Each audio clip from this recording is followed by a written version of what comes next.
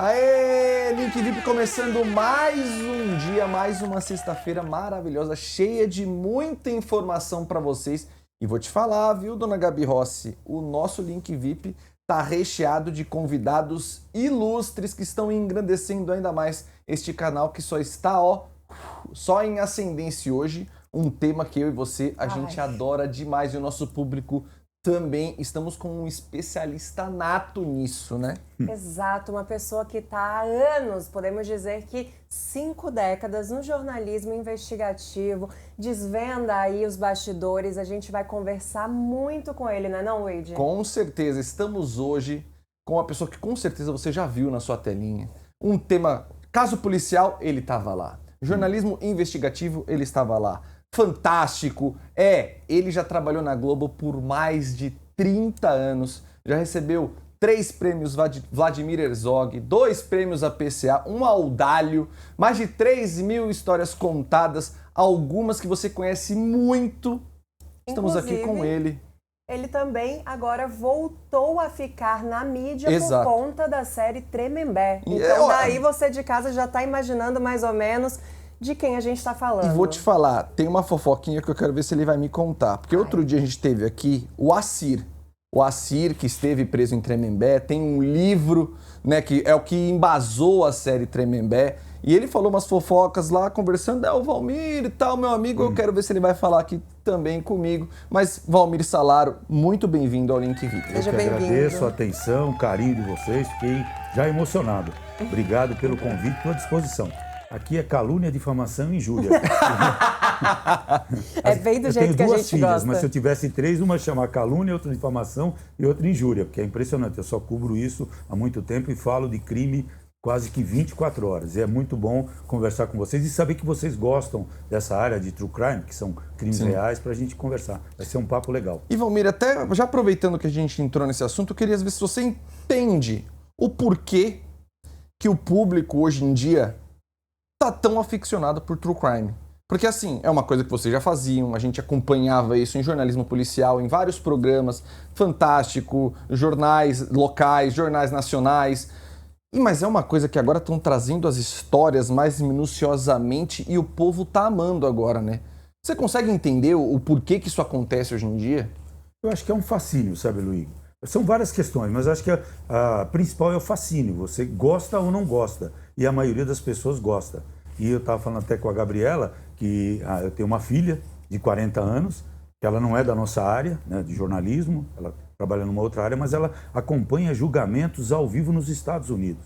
E sabe mais de true crime, de crimes reais, do que eu. Ela vai me indicando as séries, essa série é boa, que ela quer discutir depois, ela quer discutir o personagem, o caminho dos roteiros. Quer dizer, isso interessa para todo mundo, né? Mas não é que a gente vai querer saber como uma pessoa cometeu um crime, que a gente vai querer fazer igual. Mas não, acho que no caso das mulheres, a gente vive num país extremamente violento, né? Com 40.000 homicídios por ano, quer dizer, nem em guerra você tem esse número de assassinatos, e as mulheres são as principais vítimas hoje. A gente tem uma epidemia de feminicídio, são 4, 5 mulheres assassinadas por dia. Então as mulheres assistem, acho que com mais frequência, para ver, para tentar entender, ou, sei lá, personalidade, ou como age um criminoso, na maioria das vezes, e como uma mulher pode se defender e tomar alguns cuidados. Mas também pela história. A história chama atenção. Você pega um vídeo ou qualquer... um vídeo mesmo, né? Ou uma série, você não vê a hora de acabar. Você fica como você se envolve. Depois que termina, para mim, assim, não sei o que...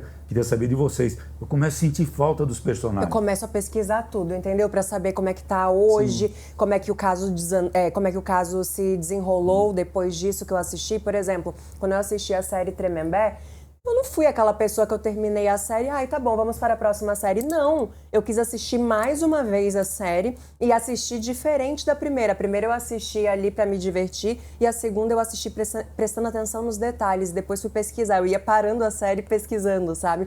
E eu li uma frase hoje, inclusive, muito interessante, de uma mãe falando bem assim: eu não vou criar minha filha e falar para ela fazer escolinha de balé. Eu vou criar e falar para ela fazer escolinha de jiu-jitsu, porque hoje o feminicídio aumentou tanto que o medo dos pais de colocar o filho no mundo é que ele possa sofrer alguma coisa. Então, para saber se defender mais, né? E eu até trouxe essa questão do true crime tá tão em voga, porque eu faço um comparativo. É como se o trabalho do Valmir virasse uma espécie, não entendam mal, mas uma espécie de entretenimento. É o trabalho do Valmir que ele fez por tantos anos, virasse uma coisa, uma série onde conta as histórias. Então é uma coisa que deu uma mudada, o jeito de contar as coisas, né? E agora a gente tem, acho que é a mais em voga que a gente está falando, a gente até trouxe o Valmir para contar muito sobre o que ele sabe de lá, fez até documentário sobre lá, que é Tremembé, né, Valmir? Então, o presídio Tremembé, ele ficou conhecido como o presídio dos famosos. Vocês trouxeram aqui o escritor, jornalista e ex-prefeito que acabou De sendo Ferraz de preso, Vasconcelos. acusado e condenado por corrupção, que é o Assir, né? O Assir Filó, ele escreveu esse livro, que é censurado até hoje, a juíza Exato. censurou o livro, e na época ler. a esposa dele, a Vivian, me procurou, falou, eu gostaria de te passar o livro do Assir com todos os escritos que ele fez na cadeia, os manuscritos, que ele escrevia à mão, ele repassava depois para ela datilografava, digitava para guardar para fazer o livro, mas ela tinha um certo receio que a polícia ou alguém pudesse roubar os originais. Então, durante muito tempo, eu fiquei com os originais e com o livro dele. A gente fez uma reportagem mostrando como é que era o presídio a partir do livro dele. Então, enquanto ele estava lá, você acabava tendo um contato com ele através das coisas que ele escrevia já de prima, assim? Isso, pela mulher dele, não por ele. Nunca tive contato com ele na cadeia, né? Mas pela mulher dele, sim. Então, a gente fez uma reportagem contando detalhes de como é que foi que ele começou a pensar no livro, ele conversando com os principais personagens que aparecem na série, né? Que a gente vê aqui, né? E para o senhor, como é que é? Pode chamar de você. Tenho cabelo branco desde quando eu nasci, pode. E para você, como é que é você analisar, por exemplo, a série Tremembé e desenrolar os casos sem sensacionalismo, enxergar os personagens como um ser humano normal para que você possa realmente entender de fato o que está rolando ali dentro? Então, o Assir, acho que ele começou o trabalho dele, depois o Ulisses Campbell, que escreveu a série Tremembé e o perfil do Maníaco do Parque, da Suzane von Richthofen, do Maníaco do Parque, do caso da Eloá, né? Todos esses casos. E ele escreve um livro minucioso, detalhista. Então, a partir dali, você entende um pouco mais de quem foram essas pessoas, por que cometeram o crime. Na reportagem, você faz uma matéria de 5, 10 minutos. No livro, não. Você pode se aprofundar, voltar, ler de novo. Quer dizer, então, o livro que o Ulisses escreveu embasou bastante, junto com o livro o Diário de Tremembé, a série Tremembé, que é um grande sucesso. As pessoas querem saber. E as personagens são, assim, muito bem representadas pelas atrizes, pelos atores. Então, é impressionante. Quer dizer, e você entra no mundo dessas pessoas e tenta entender por que eram pessoas normais como a gente, que levantaram num dia e no dia seguinte estavam presas, acusadas de cometer crimes gravíssimos, né? Então, tem a questão psicológica, tem os psiquiatras forenses que interpretam, tem os legistas, peritos, todo esse grupo de gente que antigamente ficava atrás das câmeras, ou a gente só entrevistava, hoje são personagens também dessas histórias. Isso que fascina, né? Ô Valmir, é possível, dentro dessas pessoas retratadas dentro de Tremembé, é possível ver algumas semelhanças entre eles, as que cometem esses crimes, que são crimes atrocidades, né? Por exemplo, a gente vê da Elise Matsunaga, a gente vê a da Suzane von Richthofen, a gente... Tantos crimes lá que estão, criminosos na verdade, que lá estão. Você vê alguma questão de semelhança, você que investiga, que vê esses casos policiais, você tem inúmeras fontes pelo Brasil, você consegue entender alguma similaridade entre todos eles que cometem esses crimes tão, sabe, que a gente tão se assusta? Brutais, né? Brutais, exatamente. Sabe que eu não sou psiquiatra forense, vou arriscar aqui, mas nenhum deles tem remorso. Eles não sentem remorso, não sentem culpa. Tanto é que, uma coisa que eu penso, quer dizer, nesse momento, as pessoas que foram retratadas no livro e no filme estão vivendo uma vida como as nossas. Normal, né? Quer dizer, estão normais, vão jantar, vão passar o Natal, vão viajar. Quer dizer, você conseguiria viver assim? Eu, particularmente, não conseguiria. Sabe? Mas essas pessoas, não estou aqui condenando pela terceira ou quarta vez, mas demonstram não ter remorso do crime que elas cometeram. Mas eu confesso para você que eu acho que se eu tivesse a oportunidade de pegar um Uber com a Elise Matsunaga, eu pegaria. E eu pegaria por curiosidade. Olha que loucura. E qual a primeira pergunta que você faria para ela? Eu não sei, eu acho que eu ficaria um pouco receosa de entrar nessa pergunta, entende? Em qualquer ramo desse. Acho que eu perguntaria para ela o porquê que ela matou, mas também esquartejou. Talvez eu ficaria com medo de fazer uma pergunta e ela falar, desce. Eu acho que eu perguntaria isso. Seria uma questão assim de o porquê que ela, além de ter matado, que para mim já é assustador, ela também esquartejou o marido. Foi tão frio, né? Foi tão fria, exatamente. E parece que ela, diante do crime que ela cometeu, tudo bem, ela ficou presa, tudo mais, mas Você olha nas fotos, quando o pessoal tira foto com ela, que não sei se tem... É o que o Valmir falou muito bem. Para mim, a palavra não sei é remorso. Se é um remorso. Sabe, eu não tenho culpa, eu cumpri minha pena. Talvez, não sei se passa isso na cabeça dessas pessoas, né? Dos homens e das mulheres. Quer dizer, matei, eu tinha um motivo para matar. Estou livre, cumpri minha pena e vou tentar tocar minha vida. Mas é difícil para você...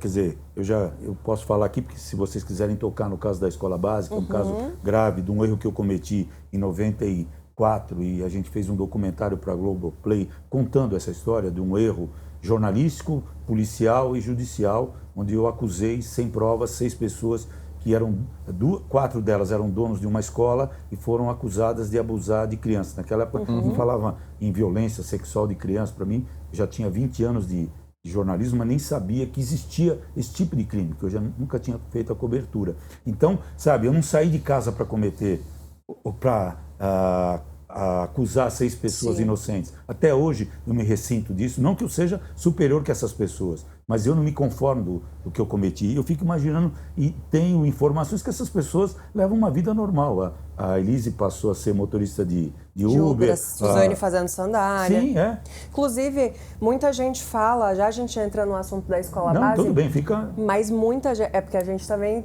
quer, né? Exatamente, A gente só estava Exatamente. esperando se a gente poderia ou não, mas já que pode, daqui a pouco. Mas muita gente fala sobre Elise Matsunaga e muita gente defende ela, né? É um crime que, diferente dos outros, a gente não vê uma divisão tão grande na sociedade entre as opiniões. Eu quero saber o que o senhor acha em relação ao crime que ela cometeu. Por quê? Porque muita gente diz que ela cometeu isso porque ele já iria fazer isso com ela, né? Tanto que ela liga para a polícia, ela pede ajuda e tudo mais, fica a critério dela, se você parar para analisar friamente ali a situação. Mas a forma que ela matou, como o Luigi falou, foi muito fria, foi muito calculista. Então, o que você acha a respeito dela? Qual é a sua opinião? Olha, todos nós temos uma opinião. Se eu perguntar para você, você tem uma, Luigi também, quem está nos assistindo também. Mas no caso da Elise, ela sofreu muito, porque ela foi uma garota de programa, ela não esconde isso, e segundo o relato dela, pude acompanhar o julgamento como outros jornalistas, ela sofria humilhações, perseguições, parece que teria sido até agredida, e ela, como ela conhecia muito de arma, ela resolveu talvez se vingar do marido atirando nele. Quer dizer, mas a questão do esquartejamento é o que mais chama atenção. Ela atirou, porque a gente pode passar a vida, e essa frase não é minha, sabe, Gabriel e Luigi, mas é de um grande jurista dizendo que você pode passar a sua vida toda sem cometer um crime do Código Penal, que tem mais de 400 artigos. Mas um deles você não pode dizer que jamais você vai cometer, que é o artigo 121, matar alguém. Você pode matar para proteger a sua vida, proteger a vida do seu filho, seu patrimônio, ou num ato de violenta emoção. Quer dizer, talvez as pessoas vejam a Elise com uma certa simpatia por ela ter sido humilhada, por ela... A gente chegou a fazer uma reportagem para o Fantástico mostrando quem era a atual namorada do marido dela, do Ioki, entendeu? A moça que também se dizia, garota de programa, não estou ofendendo, mas ela era acompanhante, que ela se dizia, ela deixou a gente dar o nome dela, a gente não mostra o rosto, mas na entrevista, isso está na internet, ela conta que ele estava infeliz no casamento, ele queria se separar da Elise e começar uma vida nova nos Estados Unidos. Tem uma reportagem contando, e ela dá uma entrevista. Acho que talvez o erro dela ali naquela situação, ela poderia alegar legítima defesa se ela tivesse dado um tiro ligado, porque ela já tinha acabado de ligar, né? Mas eu acho que o erro foi a forma que ela matou de fato e ela ter escondido isso, tentado ocultar, né? Então acho que talvez não se enquadraria tanto se ela tivesse atirado e falado, olha,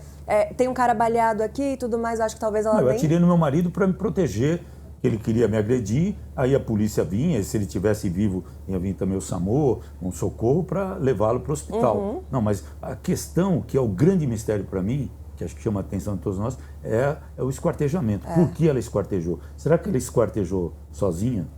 Pois e ela entendia de anatomia também, né? Então, porque alegam isso, que os cortes eram precisos. Tem um promotor que atuou bastante na época, o Dr. Cossenzo, ele dizia que ele não acreditava que ela tinha feito aquilo sozinha. E chegaram a investigar, levantaram suspeitas de moradores do próprio prédio, mas nunca chegou a nenhuma conclusão. E ela respondeu pelo crime de homicídio e de esquartejamento. e o crime de esquartejamento, a pena foi maior do que o próprio homicídio. Entendeu? Então, quer dizer... Pela brutalidade, né? Pela brutalidade, pela cortagem. Tem imagens, né? Tudo é documentado hoje, é impressionante, né? Então, a série não foge muito, porque ela tem documentos reais feitos por jornalistas. A própria Record aqui cobre com maestria. Você tem grandes repórteres aqui, o Roberto Cabrini, sou fã dele. Maravilhoso. Todos nós. Todos nós, então. Sabe, trabalhei com ele na Globo um período, depois ele seguiu outro caminho e tal. Então, sabe, ele entrevista as pessoas acusadas de crime, que já foram condenadas, e eu fico vendo as entrevistas e as pessoas estão como a gente está conversando aqui. Sim. Não demonstram remorso, acabam não confessando o crime, porque não é fácil você chegar na frente das câmeras e confessar um crime. Né? Ô Valmir, uma coisa que você falou que ficou na minha cabeça, falou, se vocês forem ver aí, tá na internet. E hoje em dia a internet tá em todo lugar. Você está aí desde muito tempo dentro do jornalismo investigativo, da cobertura policial. O que a internet e a rede social trazem de benefício, mas também que podem deteriorar toda essa cobertura policial e também do jornalismo investigativo? Eu assisti uma série, eu posso até falar o nome se vocês quiserem. Lógico. Então, por favor. O Monstro em Mim. E o principal... Foi essa série, desculpa te interromper, eu às vezes tenho esses surtos de... Mas tu lembra que eu peguei e falei que estava no top 10 do Netflix? Essa série, ela chegou a entrar, exatamente essa que ele vai falar agora. Desculpa. Então, não, imagina. Não vou ficar dando detalhes, mas tem o principal personagem que diz que o que vende, o que vale a pena, o que chama atenção é a fofoca e a carnificina. Então, na internet, a fofoca e os crimes atraem as pessoas. E as pessoas têm, esse fascínio, querem saber. Às vezes a vida delas é tão, sabe assim, dia a dia, uma vida tranquila. De repente elas querem ver uma coisa que acontece no mundo. Provavelmente pode acontecer do lado delas, com um vizinho, algum parente, e ela vai ver uma série que conta histórias verdadeiras ou, sei lá, ou baseadas em fatos reais, como a Tremembé conta bem as histórias, assim, né? O que me impressiona ali são os personagens, muito parecidos. Mas você acha que isso acaba romantizando as histórias das pessoas e fazendo, por exemplo, o público pegar uma certa admiração e isso pode até acabar desencadeando novos crimes?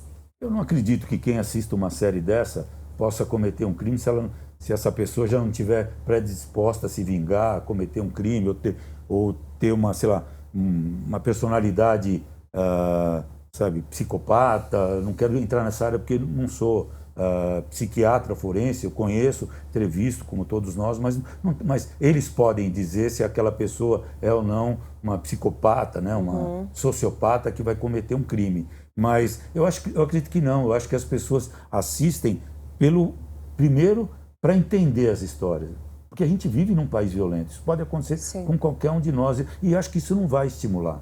Não sei se eu estou respondendo a sua pergunta, mas eu acho que isso não estimula. Não, responde sim também, porque tem gente que acha que, por exemplo, psicopatas, eles podem acabar vendo a série e entender mais ou menos aonde foi que tal pessoa errou, que acabou sendo pega e tentar melhorar aquele crime. Então, muito se discute isso na internet, né? Tem gente que romantiza essa situação e tem gente que fala que nem você. Não, acho que não pode acontecer nada, acho que as pessoas assistem para si, né? Os criminosos estão cada vez mais astutos, planejam mais, montam estratégias, mas a polícia, particularmente a Polícia Civil de São Paulo, tem o Departamento de Homicídios, que investiga esses crimes misteriosos, quer dizer, consegue, com vários recursos, você tem peritos, o Ricardo Salada, que é um perito extremamente conhecido, trabalhou nesses grandes casos, acabou de escrever um livro também super detalhado, como é a perícia, aquilo que o jornalista não consegue mostrar, mas ele consegue mostrar através do livro que ele escreveu, e ele foi o perito que fez a perícia toda no caso da Elise Matsunaga. E ele faz a reconstituição do crime. Quer dizer, então, os criminosos aí que queiram fazer uma vingança, sabem que vai ter uma polícia civil, uma polícia militar, particularmente aqui em São Paulo, mas no Brasil todo, muito preparada para investigar. Só que você tem 40 mil homicídios quase por ano no Brasil e você não esclarece 20%, 15%. Quer dizer, por falta de estrutura da polícia e muito crime, né? Sabe, o brasileiro, sabe, infelizmente é violento, né? É perigoso. E os homens muito mais, além da covardia, são brutais, né? Quer dizer, vem a mulher como objeto, tem um Instagram E a gente fez um levantamento, sabe, como as mulheres são vítimas, do número de assassinatos. Todo dia, se você colocar agora no programa da tarde, né, o Botino, você vai ver, sabe, falando 2, 3 casos que aconteceram pelo Brasil afora.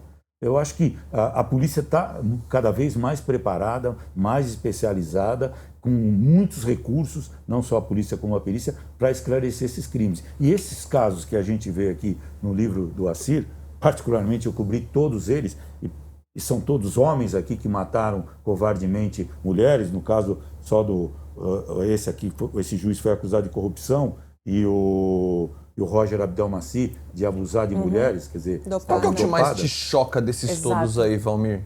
Olha, vou ser sincero para você, Luiz, todos. Porque como eu participei da cobertura de todos eles, vem flashes na minha cabeça.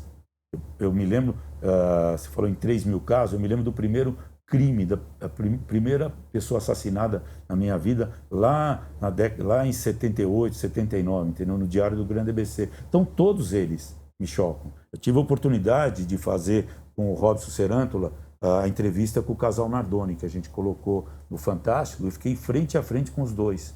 E qual que foi, o que você achou quando você fez? Existiu algum desses personagens que te deixou, por exemplo, refletindo a noite inteira sobre tudo aquilo que você estava investigando, entrevistando? Eu não consigo dormir, eu me emociono, eu não tenho...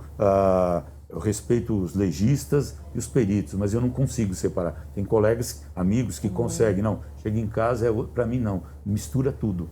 Então eu me lembro detalhes, todos os crimes me chocaram. Eu me lembro como foi a entrevista com o Alexandre Nardoni, com a Ana Carolina Jatobá. A gente fez um domingo para o programa Fantástico e a gente procurou o pai do Alexandre Nardoni, que era o avô da Isabela, para dar o direito do casal se defender. E a gente foi num domingo.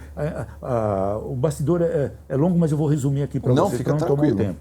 E aí a gente conseguiu entrevistar, era só para eles se defenderem da acusação, porque eles já eram os inimigos públicos do país inteiro. Se eles saíssem na rua a qualquer momento, poderiam ser linchados, ser mortos, entendeu? Então a gente foi e eu fiquei frente a frente com eles, né?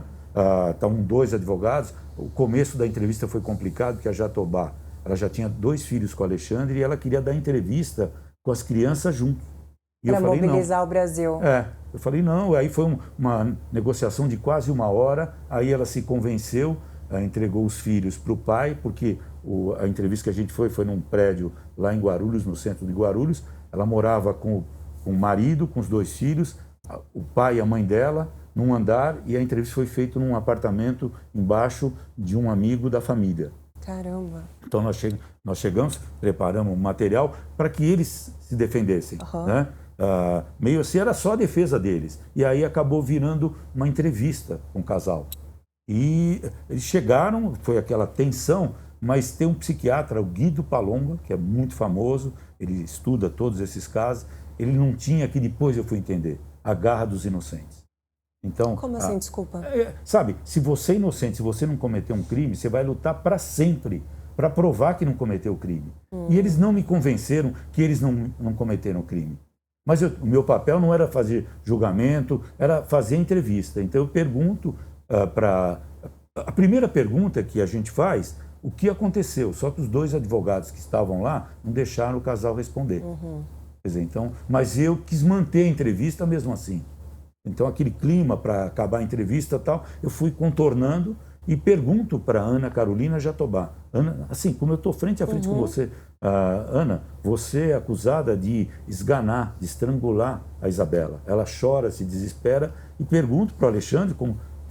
Não estou comparando aqui, mas... Não, assim, lógico. Eita! Estamos aqui, também quiser me comparar com alguém, não tem problema. Não, estamos aqui de atuação. Tá bom, Mas então, eu pergunto para ele, quer dizer, porque até me lembro detalhes, eu pergunto para ele, quer dizer, você é acusado depois de pegar o corpo da sua filha, cortar a rede da janela do 6º andar e jogar o corpo. Ele se desespera, chora... Eles falam aquilo que eles querem falar. Você consegue enxergar entre os 2? Porque assim, na série, não sei se tu acha isso, Luigi, mas eu acho que ela é mais fria às vezes do que ele. Ela manda na nele, relação. né? Ela mandava. De acordo na conversa que eu tive com o Assir até fala. Ele acha que, na opinião dele, a Ana matou e o Nardoni, ele se desesperou e jogou a filha. Porque ele viu ela morta. Então ele até fala. Então, na opinião dele, o crime veio antes. O Assir, que ele não fez um livro, ele entrevistou lá, ele fala isso. Não. Ele fala que, na opinião dele, ele acha que a Ana Carolina matou. E, na verdade, matou não, né? Ela é esganada, a menina tá desmaiada, e o Nardoni, achando que ela tava morta... Desesperou e jogou. Joga achando que ela se jogou. É o que o Assir conta. E é a opinião dele nessa questão. Mas então, posso fazer só um parênteses? Lógico. Então, mas o que aconteceu, eu acho que nem a polícia sabe, nem a imprensa que divulgou, nós que divulgamos, ninguém sabe. A verdade, só os dois. Isso ele fala. A verdade, só os dois sabem e vão levar para sempre. Você pode perguntar, mas por quê? Eles têm 2 filhos, sabe, que hoje são jovens adultos, que obviamente vão entrar na internet, vão saber o que aconteceu, lembrar, né? Vão lembrar e eles vão negar para sempre. Falou, isso é invenção da polícia, do jornalista, daquele velho lá de cabelo branco do Fantástico, tal, que não parava de dar notícia, etc. Entendeu? Nós somos inocentes. Então a verdade absoluta, talvez eles nunca revelem. E não vão revelar, vão levar para sempre, entendeu? Talvez para proteger os filhos. E eles negaram, eu acompanhei o julgamento todo, eles também não souberam se defender diante dos jurados, sabe? Muito truncado, chorando. Quer dizer, se você é inocente, sabe, você vai conseguir me convencer o Luigi e o pessoal que está em casa, que você não cometeu um crime, sabe? Vai estar dentro de você essa garra da inocência, entendeu? E eu não senti isso neles, nem nos outros aqui, tá? Um caso que me choca muito, daí eu queria saber até como foi a cobertura por sua parte, Valmir, que é a do Roger Abdelmaci. Porque para mim é uma que mais me choca. Sim. E me choca muito pelo que você já disse anteriormente, que é na questão do remorso. Ele não tem remorso e ele ainda faz aquela questão de fingir que está doente para sair da prisão, aí depois ele retorna. Então, como que foi para você cobrir este caso do Roger Abdelmaci? É um dos piores mesmo. Você sabe que, por ironia do destino, como eu trabalhava, eu fiquei 30 anos na Globo, e uma época eu trabalhava para o Jornal Nacional. Então, naqueles plantões de sábado, você vai fazer a entrevista que precisa, independentemente se é polícia ou economia. Então, num plantão, me pediram para eu entrevistar o Roger Abdelmaci, quando ele tinha uma clínica nos Jardins. Ele era um homem poderoso, ele dava opinião, quer dizer, era um cientista nessa área, especialista. Fui lá, gravei com ele, me chamou a atenção as fotos que ele tinha na entrada de grandes celebridades, a gente falava celebridades, mas jogador de futebol, cantor, ator, que usaram dos recursos, da especialidade dele para conseguir ter filhos, entendeu? Fiz a entrevista e tal, e depois eu fui cobrir o outro lado da história. Caramba. O fato dele ter virado, sabe, um monstro, né? Cheguei a conversar com vítimas. Tem uma jornalista, a Ivandra Previte, que escreveu até um trabalho sobre, foi uma das primeiras a cobrir lá pela TV Globo. Quer dizer, ela entrevistou vítimas e vítimas, inclusive uma vítima que lutou durante muito tempo, acho que era uma moça do Espírito Santo, porque ela não sabia quem era o pai. E ela precisava dar uma amostra de sangue do Roger para saber se ele era o pai. Porque o exame não dava nem o pai nem da mãe. Quer dizer, ele devia fazer umas misturas. Eu estou falando grosseiramente aqui, mas ele devia fazer loucuras ali. Experimentos, né? Experimentos, é a palavra correta. Para engravidar. Então, quantas pessoas ele engravidou? Quantas mulheres? Várias. E ele é um cara. E ele não demonstra nenhum remorso. E ele casou depois, tem 2 filhos. Quer dizer, leva uma vida normal. Então, isso eu não sei se leva uma vida normal, porque com esse sobrenome, eu tive contato com uma ex-nora dele. Durante a cobertura, eu conversava muito com ela. Que ela afirma? Casada com o filho dele, do filho do Roger, que não aceitou. Ele é um médico, continua trabalhando, e ela me contava que o drama dela era que os filhos dela tinham o sobrenome Abdelmaci. Então, tinha que trocar de escola, entendeu? Porque, sabe, sofria bullying, perseguição, etc. Quer dizer, o nome Nardoni é um nome marcado para sempre. E parece que os filhos do casal, parece que vão trocar de sobrenome, tem alguma coisa nesse sentido. Entendeu? Você entrevistou todos desse livro, Valmir? Olha, vendo aqui o Alexandre Nardoni, o Misael Bispo, esse juiz aqui, o Rocha Matos, o Christian eu vi ele na delegacia, o Roger eu tentei entrevistar, e o Guilherme Lung, que matou o enteado, eu fiz junto com o Evandro Siqueira, que é um produtor lá do Fantástico. Ele foi até a Espanha e conseguiu, junto com a Interpol, prender. Ele fugiu para lá, ele matou o menino de uma forma cruel e fugiu. E aí esse produtor, o Evandro, ele chegou aí lá, localizou, avisou a polícia, ele foi preso e hoje ele já foi julgado, eu acompanhei o julgamento dele e ele está preso em Tremembé. E frente a frente, mas quem entrevistei mesmo foi o Alexandre Nardoni e o Misael Bispo. Que é o que você e tentei o Roger algumas vezes na porta de um fórum, da delegacia, mas ele sempre cercado de grandes e poderosos advogados. Ah, sempre, né? Com o dinheiro que ele tem. E, Valmir, você cobriu todos esses de Tremembé, cobriu tantos outros. Eu queria saber de você, qual que foi na sua carreira um que envolvendo desde a vinda da informação, a checagem, os bastidores, olha, é isso aqui que eu vou dar a informação nos jornais. Qual foi o que mais te impactou na sua carreira? O que mais me impactou, às vezes nem são histórias que não são contadas e viraram notícia, mas não, sabe, chamaram tanta atenção. Foram chacinas ou conversar com pais que perderam filhos ou filhos que perderam os pais na mão de criminosos, que é o latrocínio, é o roubo seguido de morte. Quer dizer, um parente seu sai de casa para trabalhar, para estudar, no meio do caminho, um ladrão vai para roubar e sem motivo acaba matando. Então, teve uma história de um estudante de jornalismo de uma faculdade lá no Morumbi que chegou na escola, ele tinha um carro popular, ele foi tirar o cinto, os bandidos apareceram, acharam que ele ia reagir e deram um tiro e mataram o garoto. E eu convivi muito tempo com o pai desse menino. Sabe? O garoto era corintiano, então o quarto dele era todo com símbolo do Corinthians, tal. Ele escreveu até um livro a respeito. Então, essas histórias me marcam muito. Eu fico imaginando, está muito próximo do Natal, eu vou ter um Natal com a minha família, com os meus netos. Vai ser um Natal, sabe, tranquilo. Mas e essas pessoas que perderam seus parentes de uma forma brutal, violenta, e muitas vezes não conseguem nem justiça? Porque num caso de latrocínio, casos como esse, a polícia investiga bem. Agora, caso de latrocínio, que é o roubo seguido de morte, quer dizer, não tem um elo entre a vítima e o bandido. Então a polícia demora muito para esclarecer. Acaba esclarecendo com informações, etc., porque esses criminosos não cometem um crime só, cometem mais de um, né? Vão na cadeia e saem, vão na cadeia e saem. Entendeu? Mas todos eles me marcam, sabe, Luiz? Todos eles, todos. Conversando com vocês aqui, eu me emociono, me toco, porque eu sou uma pessoa, quando eu vi a primeira vítima assassinada na minha vida, e hoje, sabe, que minha vida foi mudando. Eu falo de crime praticamente todo dia, né? Então, é uma coisa estranha, né? Porque todo mundo vê a vida colorida, eu vejo a vida muito cinza, né? Muito preto e branco. Cinza, assim, sem muito, sabe... Você acaba ficando mais frio, né, também, pelas coisas... Até porque o Valmir, muitas vezes, ele recebe informações, tem que passar a informação, e muitas vezes a emoção tem que ficar em alguma caixa, né, Valmir? Tipo médico, né? É difícil, eu não consigo, sabe? Aqui, ficando frente a frente com os Nardoni, eu me lembro detalhes, entendeu? Agora, Valmir, o caso da Escola Base foi um dos grandes marcos negativos do jornalismo brasileiro, né?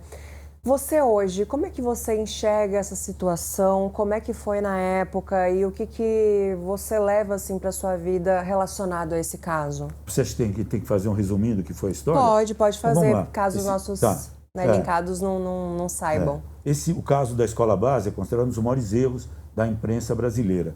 Foi em 94, a gente recebeu uma notícia de que duas mães estavam na porta de uma delegacia no bairro da Aclimação, na região central de São Paulo, dizendo que os dois filhos poderiam ter sido vítimas de uma violência sexual. Eu fui para lá, conversei com essas mães na porta da delegacia, elas estavam extremamente desesperadas e subi para falar com o delegado. Só que lá, na própria delegacia, estava um casal, o seu Shimada e a dona Cida, que eram donos da escola, e numa outra sala estavam a Paula Millen, junto com o ex-marido, que era o Maurício Maurício Monteiro. A polícia levou os 4 donos da escola, que eram parentes entre si. E eu subi para falar com o delegado, ele falou, estou com essa denúncia, eu vou investigar e vou pedir para fazer um exame de corpo de delito nas crianças. Então, eu voltei para a redação e o delegado falou, daqui 24 horas eu vou ter uma posição.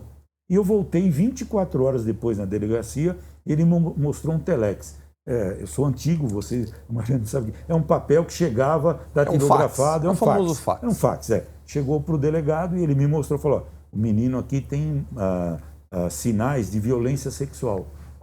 Provavelmente ele sofreu umas... Não existia a palavra assédio, ninguém usava. Ele pode ter sido abusado, né? Dentro da escola ou por alguém. Então eu vou investigar isso. Eu voltei para a redação, a gente fez uma reportagem, essa reportagem foi ao ar com base no relato das mães, das crianças, que na época até chegamos, é um absurdo isso, mas chegamos a entrevistar as crianças e o delegado falando, e esse laudo. E a matéria foi para o ar e depois teve uma repercussão imensa. Quer dizer, a escola no dia seguinte já foi depredada, a casa da Paula Milling foi destruída também e acabou a vida dessas 4 pessoas, de mais de um casal cujo filho estudava lá, e a denúncia é que as crianças eram tiradas durante o período de aula, colocados numa Kombi e levadas para um determinado lugar para tirar fotos eróticas. Isso foi comprovado? Loucura. Nunca foi comprovado.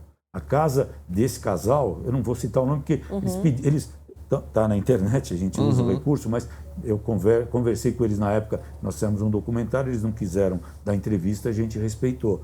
E nada, era um apartamento pequeno, documentário da escola base, né? Escola base, um repórter enfrenta o passado, e é eu enfrentando o meu passado, reconhecendo o meu erro que eu cometi, um erro gravíssimo, acusar 6 pessoas inocentes. Então, essa história, depois de alguns meses, comprovou que era mentira. Foi feito um segundo laudo e o menino tinha um problema de constipação, problema intestinal. Não tinha nenhuma prova de que houve violência. Só que a vida dessas 6 pessoas já estava destruída para sempre, entendeu? Valmir, se você pudesse, você voltaria no tempo para contar essa história da escola base novamente de uma outra forma? Eu não faria, sabe, Luiz? Porque o delegado, quer dizer, quando a gente fez o documentário, eu tenho um amigo, produtor, Alain Graça Ferreira, que a gente conviveu muito tempo, durante uns 10 anos. Ele é um grande produtor e ele que estimulou. Você fala tanto da escola base, do seu, que a gente não propõe um documentário. E a gente propôs o documentário para a direção da TV Globo.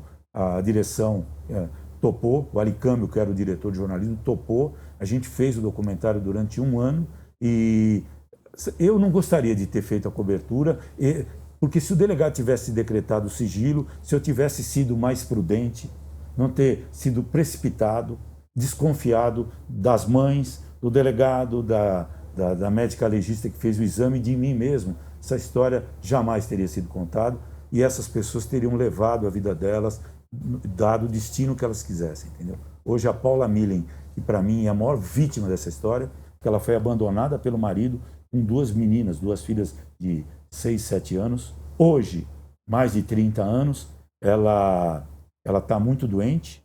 As 2 filhas têm 2 filhos cada um, então ela tem 4 netos. Um neto com um espectro de autismo em alto grau, que vive com a mãe numa região bem pobre, acho que de Peruíbe. Quer dizer, e ela clama até hoje para receber uma indenização, porque depois que se provou que todos eram inocentes, o marido da Paula, que já estava separado dela, mais o seu Shimada, a mulher e mais o casal, todos entraram com um processo de danos morais contra as empresas jornalísticas, né? Rádio, TV, jornais, etc., e também contra o governo do Estado. Só que a Paula, ela chegou atrasada, ela não recebeu, porque o advogado dela teve um monte de tragédias seguidas.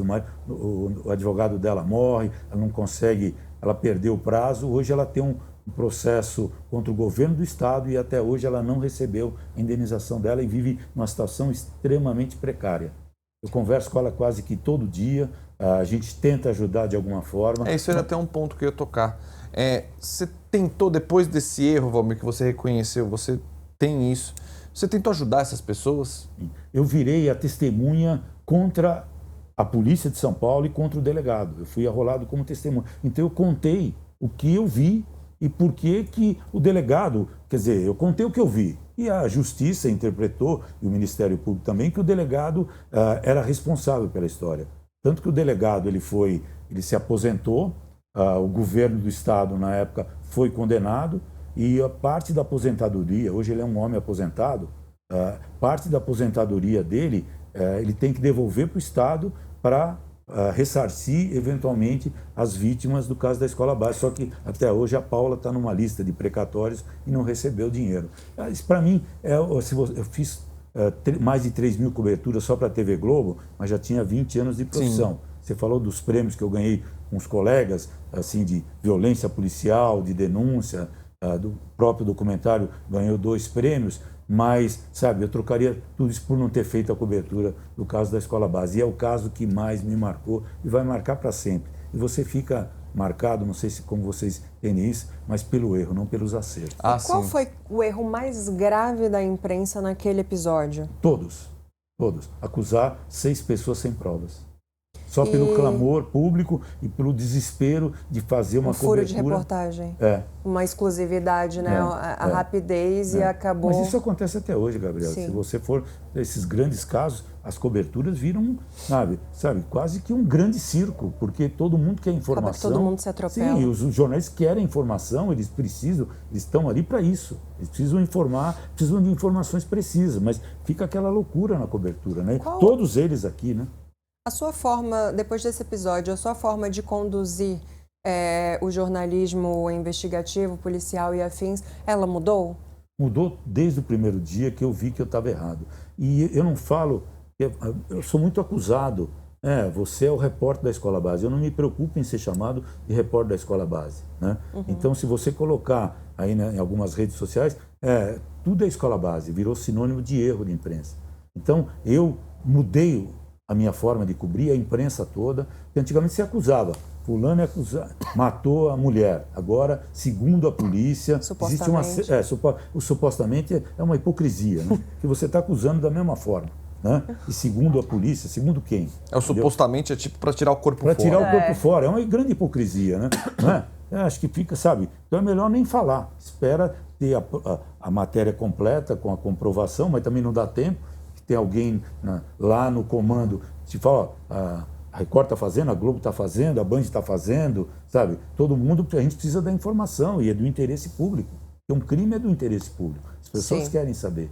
Mas eu mudei muito, sabe? E converso muito com estudantes de jornalismo 2, 3 vezes por semana. E todos eles querem falar sobre jornalismo investigativo. Na verdade, eles querem falar sobre a Escola Base. Sim. Então, desde aquela época, quando eu percebi e descobri que eu tinha errado, fiquei muito... assim, sabe, eu me aceitava, pensei até em abandonar a profissão, sabe? Mas naquela época aconteceram 2 casos que não tiveram tanta... Eu estou falando demais, vocês vão me cortar. Imagina! Parece sanfoneiro de baile. Entendeu? Nada, eu estou aqui, eu estou assim só curtindo. Então, na época, eu me lembro que aconteceram 2 casos semelhantes. Um maestro de uma banda no Nordeste acusado de abusar dos meninos. E um holandês no Rio de Janeiro, acusado do prédio dele, com arco e flecha, atirar em umas crianças que estavam num playground. Foram escrachados, é o termo que se usa, mostrados pela polícia, a imprensa filmou, etc. E esses 2 suspeitos eram inocentes também. Então o Evandro Carlos de Andrade, que era o diretor de jornalismo da TV Globo na época, falou, a gente vai entrar nessas 3 histórias mostrando a falha da polícia, da justiça e da imprensa. E eu fui designado, né, fui escolhido para fazer a matéria, porque eu já tinha feito a primeira da Escola Base. Então a gente reconheceu um erro grave.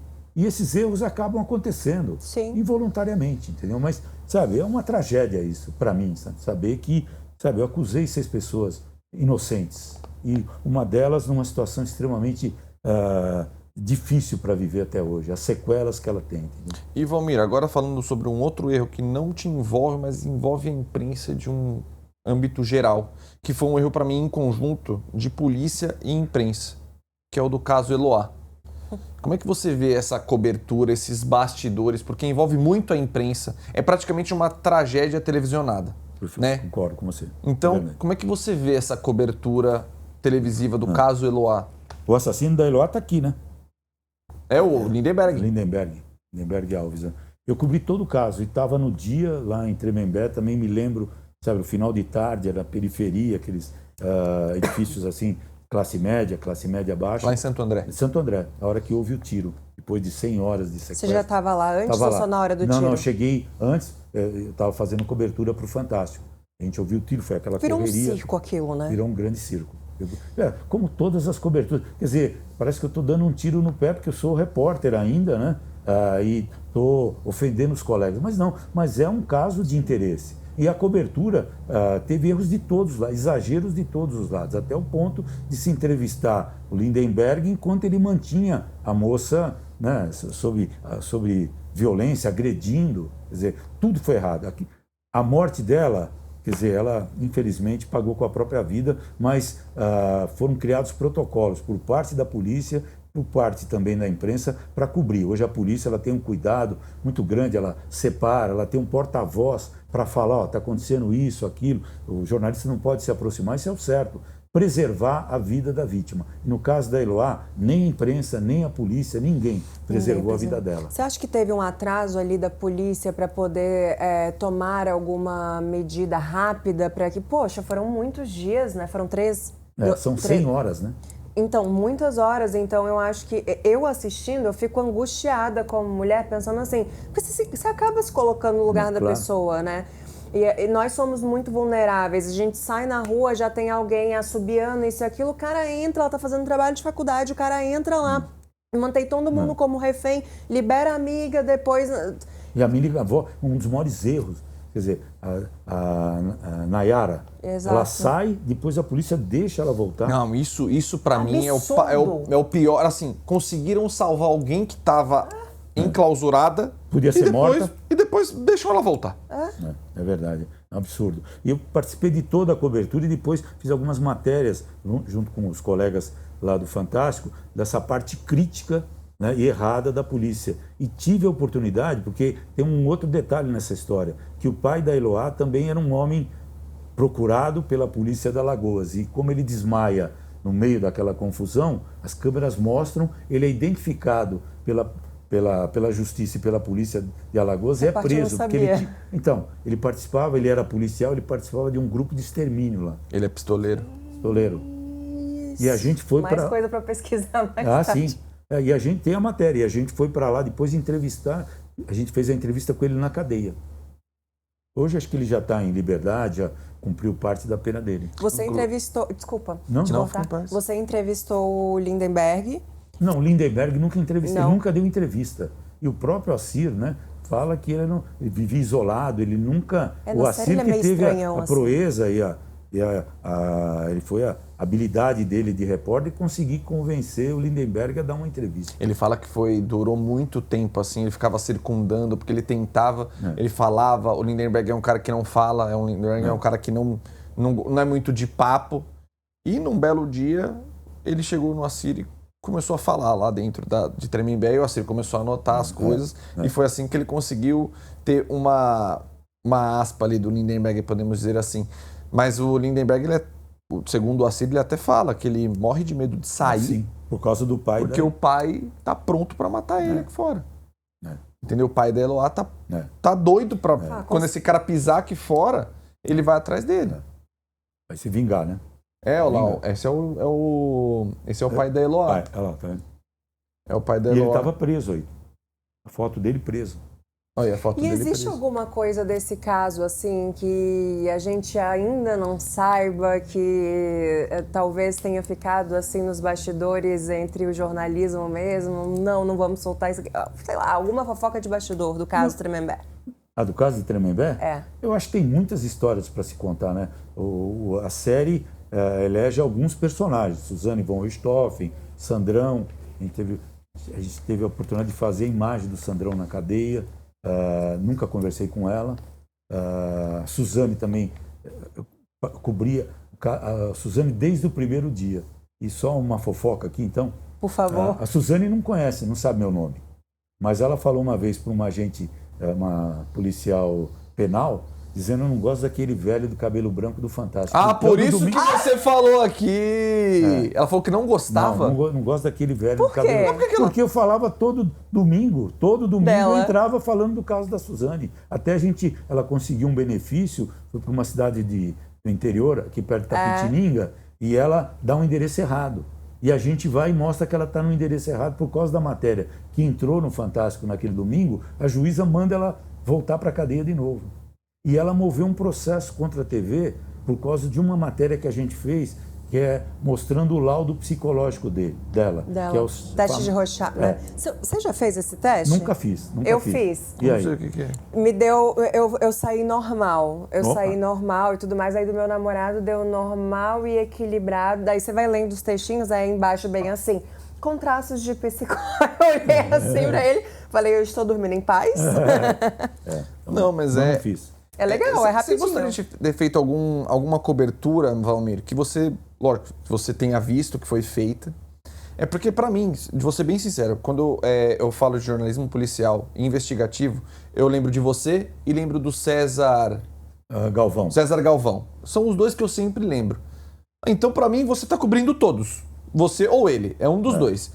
É que teve algum caso que você queria ter feito a cobertura e não fez parte da cobertura policial de algum caso midiático que teve aí que você não fez parte na cobertura? Olha, o assassinato do Tim Lopes no Rio, que foi um grande jornalista e corajoso. Colega de vocês. Colega, eu conheci ele pessoalmente, um doce, puta cara. Nessa época do Natal, ele costumava se vestir de Papai Noel para levar doce e brinquedos para as crianças e ia fazer uma denúncia grave de exploração de jovens, né, por traficantes e tráfico de... e acabou sendo assassinado. Eu gostaria de ter participado da cobertura desse caso e de outros também, assim, sabe? Mas a minha área era mais São Paulo, Rio de Janeiro, mas não fiz a cobertura, cobri o caso do goleiro Bruno praticamente inteiro. E eu falei da Suzane que ela acabou processando porque ela se revoltou pelo fato de ter sido divulgado o famoso teste de Rorschach, que na série fala sobre ele. Né? E já saiu, ela ganhou? Ela ganhou em primeira instância, perdeu em segunda. Mas e aí tem uma discussão se eu tinha o direito ou não de divulgar. O que você acha? Não, né? Você acha ou que tinha? Não, você tinha. Eu pergunto para vocês. Eu acho que você poderia. Entretanto, acho que não pôde. Não, a gente divulgou, tanto é que tem a reportagem. Tem a reportagem contando, e na época entrevistei até o psicólogo que fez o teste. E a Suzane era uma mulher tão sedutora que esse psicólogo falou para mim, eu nunca quis ficar sozinho com a Suzane. De medo de de ser assediada. Ela era bem bonita mesmo. Não, a mulher no julgamento dela, foi aqui do lado de vocês, aqui no Tribunal do Júri, tem um espaço lá para 200 pessoas. Aqui na Barra Funda? Foi aí. Demorou alguns dias, tal. Caramba, ela contando detalhes. E depois eu passei a fazer e cobri um caso. Eu estou falando para vocês porque também está na internet e a gente fez para o Fantástico. Lógico. Um promotor de justiça que, segundo as informações da própria Suzane, e ela denunciou, teria se apaixonado por ela.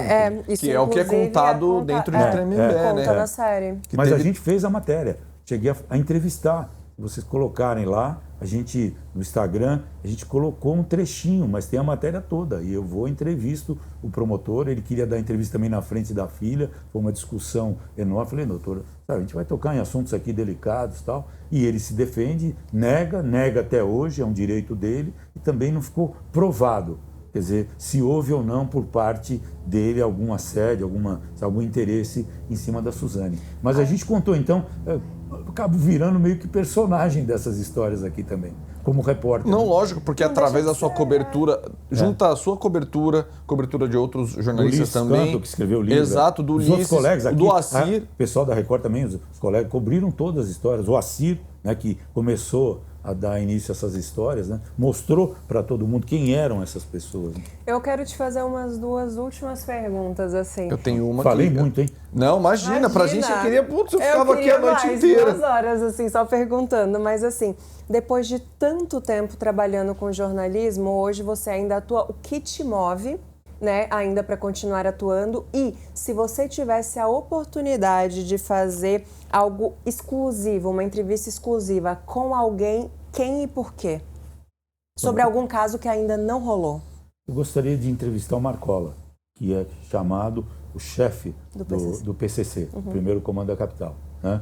Eu gostaria de sentar frente a frente com ele, conversar, porque ele é um mito do mal, pelo menos diz a polícia, a justiça, está condenado há muitos anos. Mas eu gostaria de sentar com ele para saber quem é o Marcola. Qual é a sua maior curiosidade sobre ele? Porque, primeiro, por que ele tem tanto poder enclausurado numa cadeia e sem contato com ninguém, mas extremamente respeitado, temido?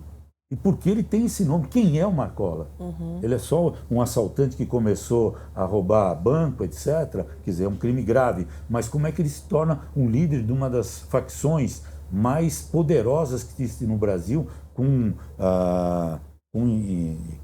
ligações praticamente no mundo todo.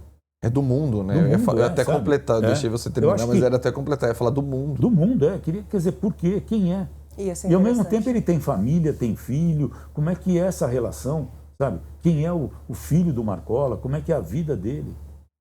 Tem uma imagem na internet, foi divulgada, mostrando o Marcola conversando com a mulher dele e ele reclamando que a mulher disse que o menino ia começar a dirigir sem ter 18 anos, ele falou, não, ele só vai dirigir quando ele tirar a carta com 18 anos. Olha que incrível isso. Quer dizer, sabe, um homem que é apontado pela polícia, pela justiça como, sabe, o maior narcotraficante do país ou da América do Sul, quer dizer, ele tem essa preocupação. Com poderes que poucas pessoas têm, né? E uma proteção. Como o ser humano é contraditório, nós somos contraditórios, né? Sei lá, é um mistério que ninguém vai explicar pra gente, acho que nunca, né? Ô Valmir, até aproveitando essa pergunta da Gabi... uma outra, mas era essa e do... O que te move no jornalismo até hoje para continuar depois de tantas décadas aí? Primeiro para manter um emprego, né? Procuro um emprego, hoje não trabalho, eu trabalhei 31 anos na Globo, 20 no Fantástico, trabalhei quase um ano no UOL, no site UOL, saí, participo desses podcasts, eu fico super feliz, eu tiro o pijama, venho para cá conversar, é muito bom, me mantenho ativo. E eu gostaria de trabalhar mais um pouco, eu tenho um certo interesse, porque eu acho que é uma prestação de serviço. E hoje não é só contar crime. A questão da segurança pública, da violência e da criminalidade tomou conta. Quer dizer, eu já acho que isso tomou conta há muito tempo, mas agora que virou manchete e virou a preocupação principal dos políticos e governadores, entendeu? Mas eu acho que eu quero entrar nessa questão de discutir a violência, porque senão o Brasil, isso não sei o que estou falando, um delegado me falou há 10 anos atrás, pode se tornar o centro mundial do crime organizado. Sim. Você tem mais de... A gente conhece as duas facções que são manchete toda hora, PCC e o Comando Vermelho, mas tem mais de 80 facções. Você tem quase 30 milhões de pessoas vivendo sob o comando do crime, não das leis, entendeu? Então, sabe, eu acho que eu tenho ainda dever de participar, de prestar um serviço público em algum lugar, denunciando, mostrando, discutindo. Valmir, até para perguntar para você, você acha que em algum lugar o crime organizado não está? Em algum lugar, seja em qualquer âmbito, você acha que ele não está em algum lugar? Diante de todas as suas coberturas, de tantas histórias que você já contou envolvendo crimes, envolvendo casos policiais, o jornalismo investigativo, existe algum lugar onde o crime organizado não está? Olha, é difícil responder isso, eu não sou um especialista, não sou um estudioso. Quer dizer, dentro do mundo jornalístico, não, porque o jornalista ele corre tanto risco, principalmente quem cobre essa área, dos policiais. Mas tem tentáculos dentro da polícia, dentro da justiça, da política, né? A gente vê aí esses grandes escândalos, antigamente era milhões, hoje são bilhões. Então, grandes figuras aí, políticas até, sabe, do mundo judiciário, de tudo quanto é lugar, com uma certa forma envolvidos, direto ou indiretamente, com crime. É muito assustador o Brasil chegar a esse ponto. Sabe? Além do crime do dia a dia que preocupa a gente, de não ter o celular roubado, de, sabe, e você ir voltar para sua casa e voltar vivo, você tem essa questão maior que é o crime organizado, né? Porque o celular que rouba da gente, ele vai parar na mão de alguém ligado ao crime organizado. Então, quer dizer, o que marca mais para a gente, o que nos choca e nos preocupa e nos traz medo é o crime do dia a dia, mas o crime organizado ele vai tomando conta de tudo, quer dizer, é assustador isso, né? Para a gente que tem filhos, família, sabe, chegar a esse ponto. E qual o caminho? Eu realmente não sei. Estão discutindo aí, vamos ver, né? Pelas histórias que você conta, né? Tantas histórias, tantos anos no jornalismo. Você já foi ameaçado, Valmir? Sim, já. Boa pergunta. Vocês lembram do Thiago Brenan? Que provavelmente essa nova série do Tremembé, segundo Ulisses Campbell... Vai ter ele e o Robinho, né? Vai ter o Thiago Brenan e o jogador Robinho. Estou bem ansiosa já. O Thiago Brenan veio essa informação para nós e uma diretora de jornalismo aqui em São Paulo, do Fantástico, a Roberta Vaz, chefe de redação, ela recebeu essa informação de que um homem tinha agredido uma moça dentro de uma academia de ginástica num shopping na Zona Sul, shopping de luxo e tal. Sim.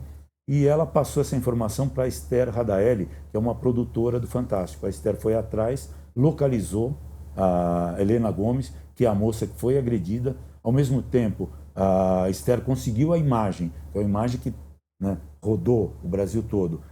Ele cara alto, forte, agredindo a Helena por causa de uma briga, quem ia usar o aparelho ou não.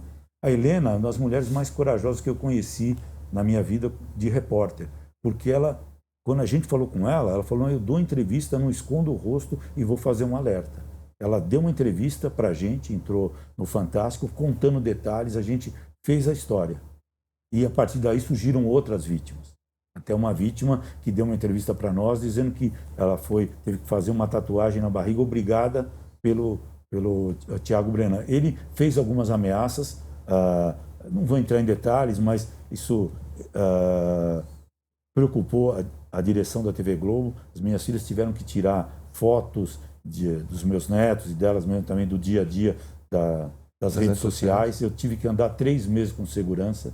Eles iam me buscar em casa, me levar.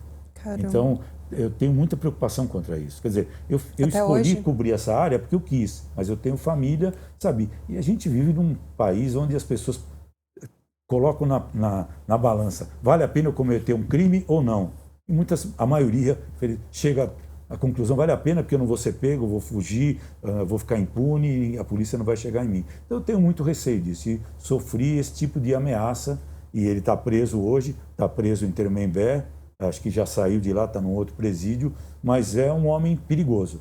Ele tinha 70 armas num condomínio de luxo dele, onde ele morava em Boituva, entendeu? Quer dizer, um homem que maltratava, violentava e humilhava as mulheres. Dentro de tantos anos, esse foi o único? Não? Não, eu sofri ameaça, principalmente uma vez que a gente fez uma denúncia de policiais militares em Guarulhos, que eles, nas horas vagas, depois do serviço, eles sequestravam e matavam menores envolvidos em roubos, furtos, que ficavam atormentando comerciantes da periferia lá de Guarulhos, pegavam esses menores, levavam para um determinado lugar e matavam os menores, entendeu? Então, e o que você poderia deixar de recado para jovens jornalistas que sonham em trabalhar no jornalismo investigativo, policial? A galera que está em casa deve estar agora amando essa entrevista e pensando, com certeza, como é que eu viro esse cara? Vocês são jornalistas. Sim. Vocês não escolheram polícia. Não. Então, paramos aqui. Ainda bem. Eu vou só contar uma história rápida aqui. Me cortam aí, tá? Não, fica à vontade. Sempre quando eu converso com estudantes de jornalismo, eu vou eventualmente em faculdades, ficam lá 50, 60 alunos. E para começar, eu faço uma provocação. Quem de vocês quer ser repórter de polícia?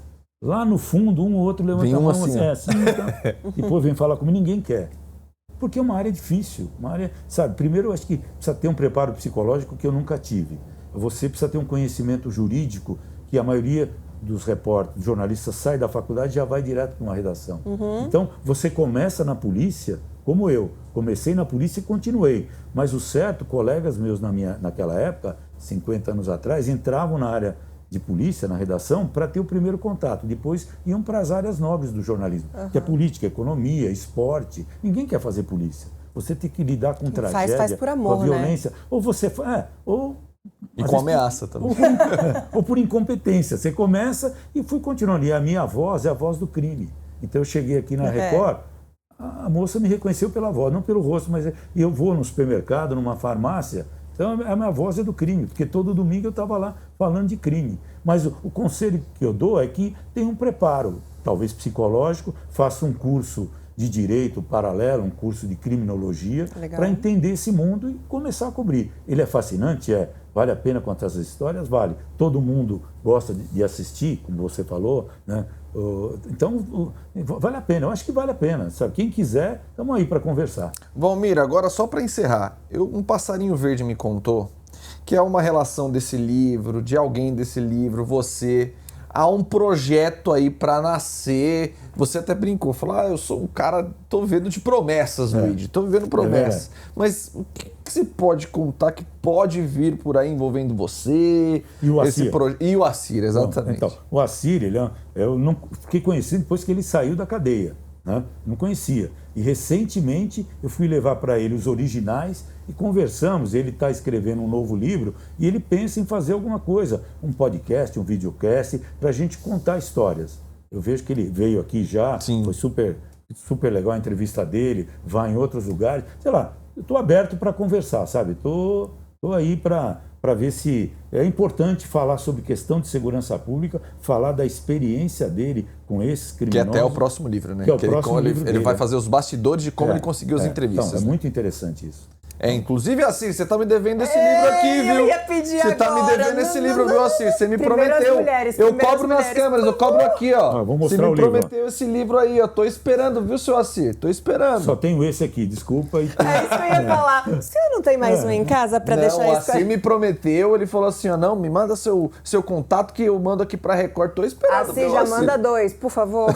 Eu vou cobrar dele hoje. Saindo do programa, já mando uma mensagem para ele mandar o livro para vocês. Aí. Eu ia amar. Valmir, queria agradecer demais. Cara, foi engrandecedor demais pra gente, assim, eu adorei. Eu tava aqui vidrado, eu quase não queria perguntar pra deixar você falar. Você ainda falava, será que eu tô falando demais? Eu falei, não Fala tá não. mais. Não tá falando, pode falar, mas queria agradecer de verdade. E ó, as portas abertas pra você vir sempre. Opa, eu agradeço. Eu sabendo aqui que agora você é só tirar o pijama, eu vou tirar esse pijama várias vezes. Tirar, viu? eu venho aqui. Eu vou falar pra você sair e vir pra cá, tá bom? Vamos contar a história. Se não for atrapalhar vocês. Atrapalhar, cansar a as gente que pessoas. atrapalha às vezes. Não, pode me chamar.